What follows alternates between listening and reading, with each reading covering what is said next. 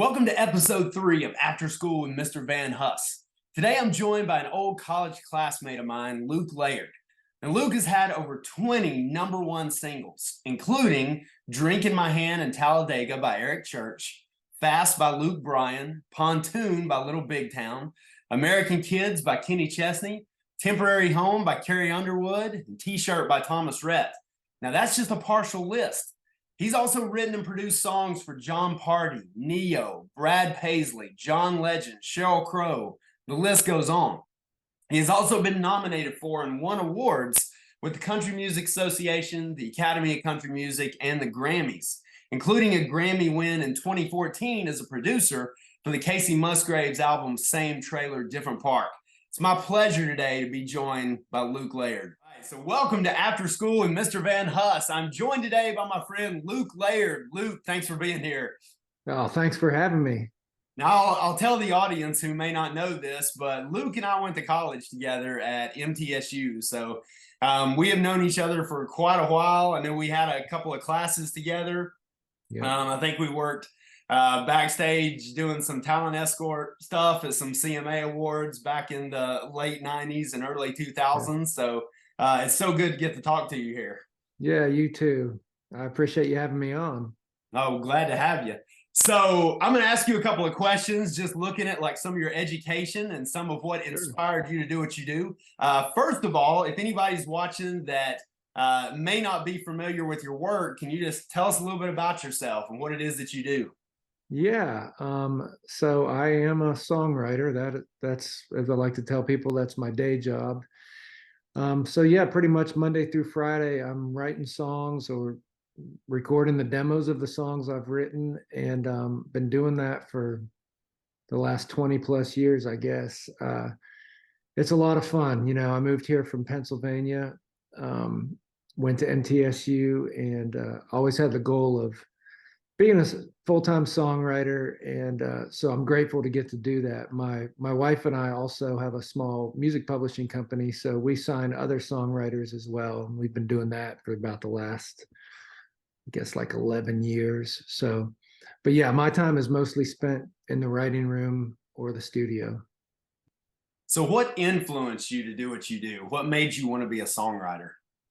Yeah, so I always loved music growing up. And from the time I was probably in like first grade, when I learned a couple chords, I was always making up little songs, not full songs, but probably just a lot of funny songs, and just like what would be considered, you know, just a chorus probably.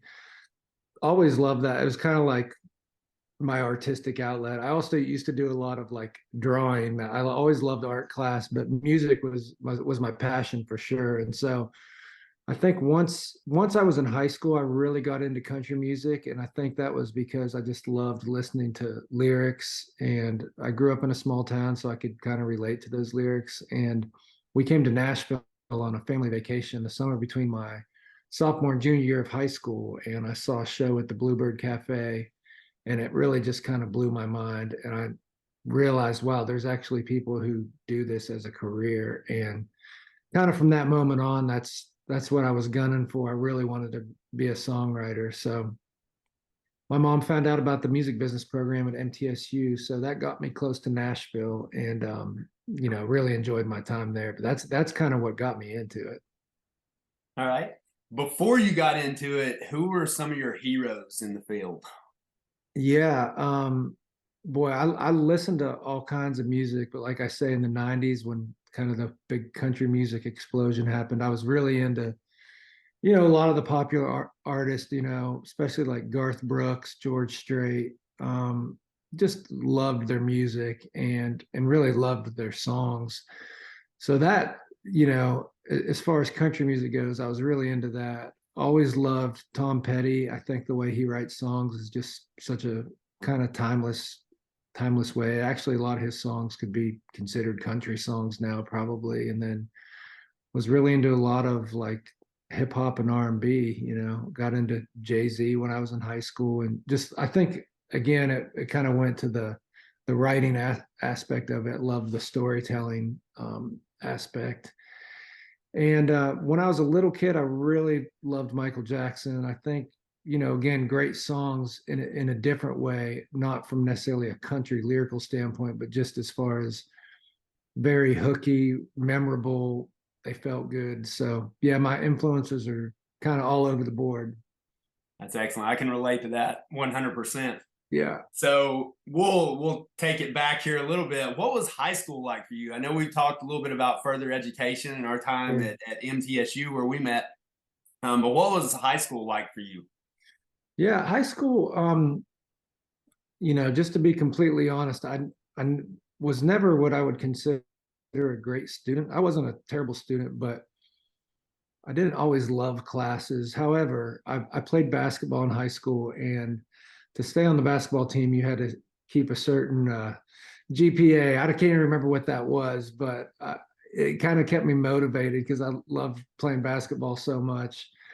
I think a lot of that was just immaturity. I just a lot of times would be like, I don't see the need for this class or that class or whatever. And obviously, being a songwriter now, you don't even need a college degree to do that. But my parents would kind of keep on me and be like, I know you don't see the need for some of this, but there's something to be said for even doing stuff when you don't want to, and just working hard at everything you do. And that kind of stuck with me. And I think it's helped me, throughout my career. But I had some great friends. I actually had a lot of wonderful teachers. So overall, it was a really enjoyable experience. And I don't get to go back home much, but I still try to keep in contact. I talk to my old basketball coach still and some old friends back there.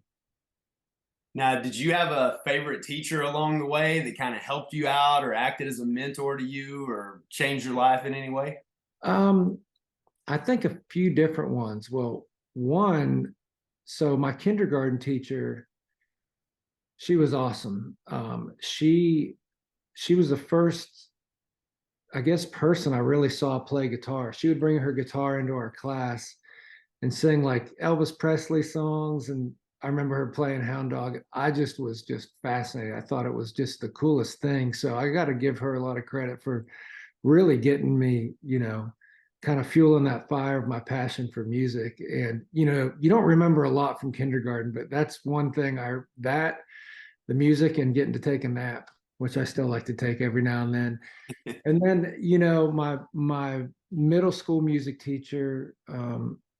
DeGroff, he was awesome. We had a little section in eighth grade where everybody would learn guitar, just a few chords. And by that point, I could already play, but I had so much fun in that class. And sometimes he'd even let me stay after class and give me a little late note to go to my next class, and we'd jam on some stuff, and just a lot of fun. Those two teachers, specifically just when it comes to the music side of things, they I think about them a lot. Are you still in touch with any of them? Unfortunately, my kindergarten teacher, she passed away a few years ago, but my middle school music teacher, I actually ran into him. I went back home and played a little show this past summer, and he was there, and it was so nice to see him, and he was always very encouraging. So that was really cool to see him. That's very cool. So on this show, talking to me, you're going to have the ear of a number of teenagers. Could be high school students, could be college students. Out of everything you've done, what is one life lesson that you would pass on to those students today? Oh, one life lesson. Well, kind of going back to what I said earlier, I remember being in school and always finding the things that I didn't want to do. But, of course, I'm a lot older now. If I could go back, I would just say, there's going to be certain classes that you just don't love and assignments or whatever. But I would say, look, when you're in high school, it's such a short time in your life. And in the big scheme of things, it's a short time, but you're always going to remember it. I would just say, hey, just keep your head down, work hard. And remember, like when you get out in the real world, people do look at those look for those qualities in employees. It's not always just what the grades were, but is somebody willing to kind of do hard things and power through some things. And then also I would just say, really value your relationships with friends, teachers, because they're a part of your life at a time when you're, going from being a kid to an adult. And I would say value relationships and really do the best you can to keep in touch with those teachers that you love and admire, and friends as well, because there was that one song, I think it was like Dolly Parton, Kenny Rogers, you can't, what was it called, like you can't make new old friends or something like that. I can't remember, I'm probably butchering that, but I just think it is such a special time in your life, when you're all kind of going through the same things. And so, value relationships and work hard. Those are two things that I kind of need to continue to preach to myself.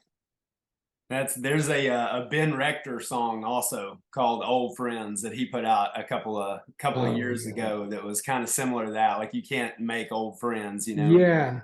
And I think we were lucky coming through MTSU like in the late '90s and early 2000s. There were a number of people that I became friends with that I still talk to today, and a lot of us, went into the music business. Like I went to CMA. I knew other people that worked for artist managers, other people that worked for songwriters and things like that. You might be one of the only ones still left in the music business at this point. So far, you might be the last man standing of the group I'm thinking about. No, that's funny. But it's really good to have those friends and stuff, and you're exactly right on that stuff. Yeah. Luke, I greatly appreciate your time. I'm going to be very honest with the audience watching right here, just to show what a nice guy you are. This was our second interview because on the first one, I decided to record it on Google Meet and to screen record. And unbeknownst to me, when you do that, Google won't let you do the audio for like copyright reasons. So I was trying so hard to figure that out when we did the first one, and I had a group of students who were in our broadcast club at school, and I was like, "There's got to be an audio track here somewhere." I'm like, "It just didn't just disappear. It's got to be here." And they're like, "Well, how'd you record it?" And I said, "Oh, it's Google Meet." And I did a screen record. And they're like, "Oh, Mr. Van Huss, you can't record on Google Meet like that." So nothing will keep you humble like working with teenagers. Man. When they tell you, how wrong you're doing things, it's a good lesson. Yes. Oh, that's So great. thank you for doing the interview twice, basically. Hey. And giving me your time.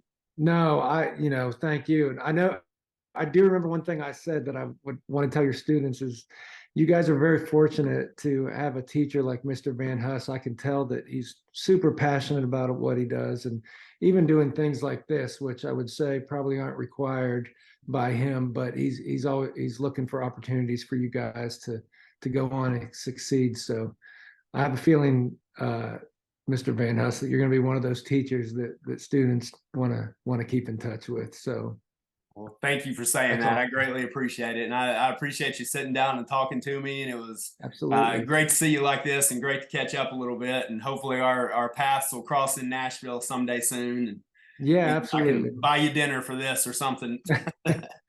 Some chicken wings or something. Yeah, sounds good to me. Okay, Luke, it was great talking to you, and thanks for staying after school with Mr. Van Huss. I appreciate it. Thanks for having me. See you soon. We'll see you.